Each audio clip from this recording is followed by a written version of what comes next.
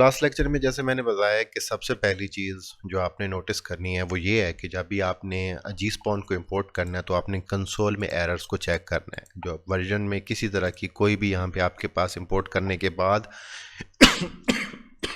Excuse me, कोई भी error नहीं होना चाहिए। अगर आपके पास एरर है तो इसका मतलब ये है कि आपने का gSpawn या तो जो है वो क्रैक्ड है, करप्टेड है, या फिर जो है वो आपका यहाँ पे प्रोजेक्ट के अंदर कुछ पैकेजेस मिसिंग हैं जो आपने इंपोर्ट करने हैं। खैर पैकेज में तो सिर्फ यही होता है कि जब न्यू प्रोजेक्ट क्रिएट होता है तो यहाँ पे आपने मोस्टली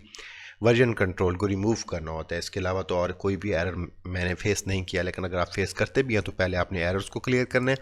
तब आपने जो है वो gSpawn को इंपोर्ट करना है। जब आप इसे इंपोर्ट कर लेंगे तो दूसरी चीज़ जो आपने यहाँ पे देखनी है, आपके पास टूल्स के अंदर एक विंडो टूल का मेन्यू होना चाहिए और टूल्स के मेन्यू के अंदर आपके पास gSpawn होना चाहिए। ये तीन मेन इसके जो है वो मेन्यूज़ हैं, इनिशियलाइजेशन, एक्शन और विंडोज़। ठीक है,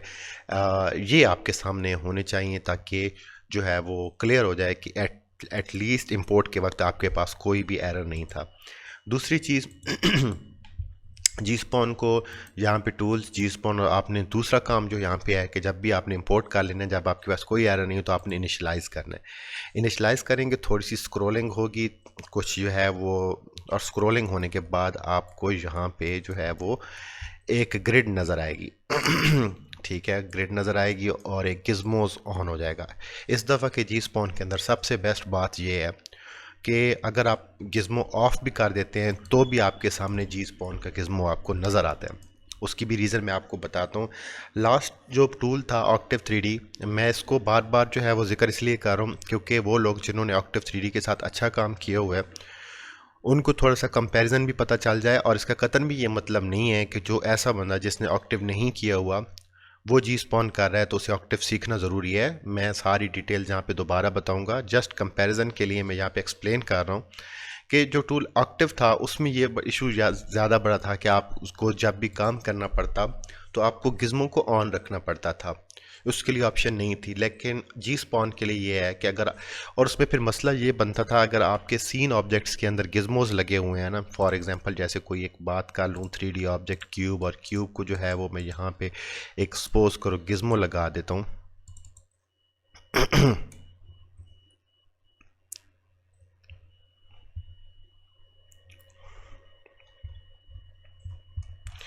तो gSpawn में मैं अगर क्यूब को गिज़मो लगा दिया, W प्रेस कर रहा हूँ और इसको मैं ऊपर ले आया हूँ, यहाँ पे आपको गिज़मो नज़र आ रहा है और gSpawn में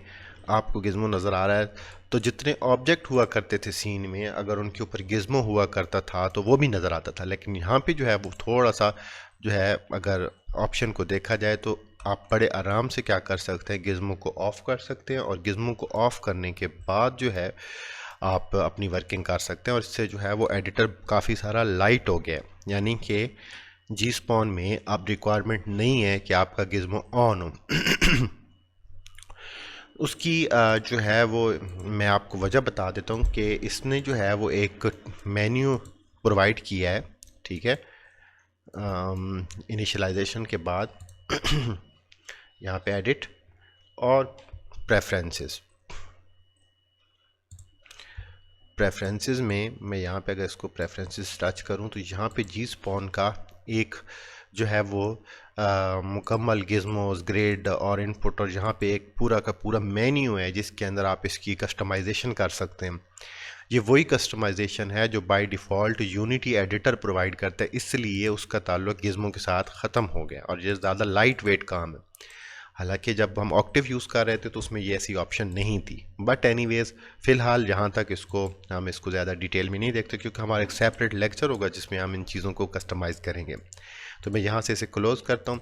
तो दूसरी चीज़ जो, एक तो मैंने कहा था कि इंपोर्ट के वक्त आपके पास एरर नहीं होना चाहिए। दूसरी चीज़ आपके पास ये है कि जब आप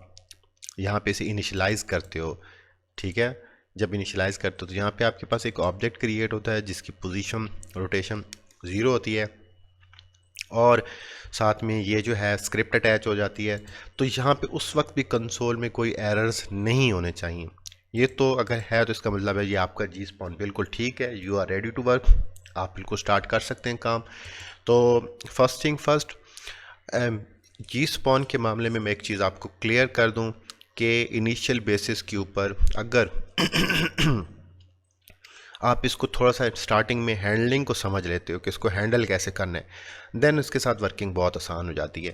तो अब ऑनवर्ड जो है मैं अगले लेक्चर में इसकी हैंडलिंग समझाता हूँ कि इसकी हैंडलिंग कैसे है, हम अपना नया लेआउट कैसे बनाते हैं,